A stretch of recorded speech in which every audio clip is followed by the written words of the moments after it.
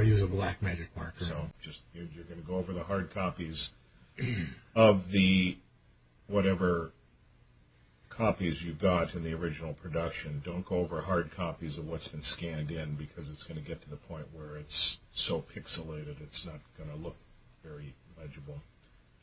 But go over it, and you're going to have to determine for yourself what else might be there by way of personal information in addition to the Social Security numbers.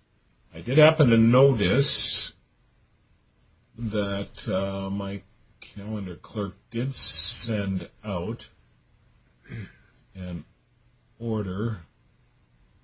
That's on the 16th. Right. I was going to discuss that, saying I'm going to actually be in California. I could be available by cell phone. Let's do it right now. Okay. Save everybody the trip. May I have just 30 seconds with counsel to see if we can solve something? Okay. All right. We'll turn the... no, let's not turn the recording off. Just be very careful with what you say, because the mic may pick it up.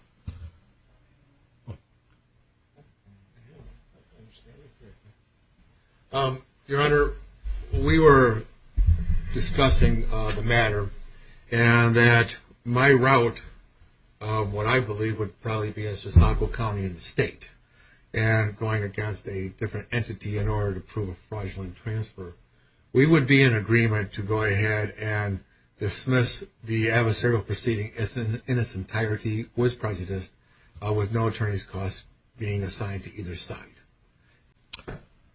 Okay, Mr. Labor, now you're going to get another unpleasant lesson. I don't have any problem with that, but you're going to have to bring a motion on notice to all creditors in the case. Local Rule 7041-1. Because you chose to object to general discharge, and that too was an addition back in 1991.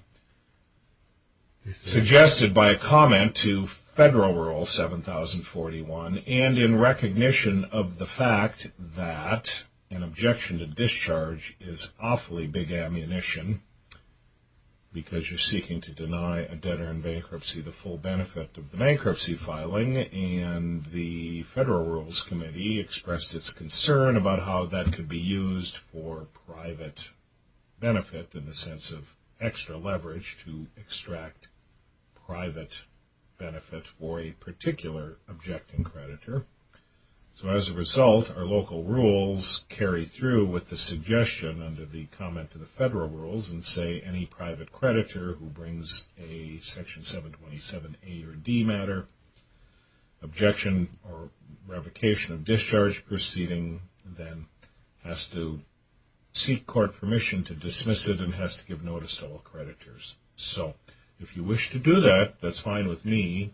You should style up the motion. In the adversary proceeding, you're going to have to get the case matrix. You're going to have to serve all creditors with the motion. Your client's going to have to sign an affidavit that she has received nothing of value in consideration for the dismissal. It doesn't apply to any other aspect of what she's seeking, the exception from discharge, Section 523. That's a purely private matter. But as soon as you've sought revocation or denial of discharge, you're implicating the interests of all creditors.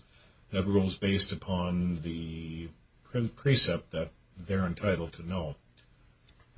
Your next question is going to be, what would I do with an objection? I will tell you that since that rule was promulgated, I've never had an objection from any other creditor. My question was that 7041-1?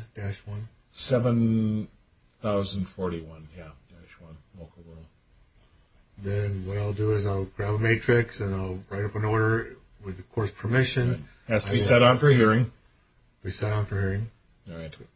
And with that affidavit from your client, so you can contact my calendar clerk to get a date and time for hearing on that sometime probably toward the middle end of January. All right. Do we have anything else to note for the record? All right. Good enough.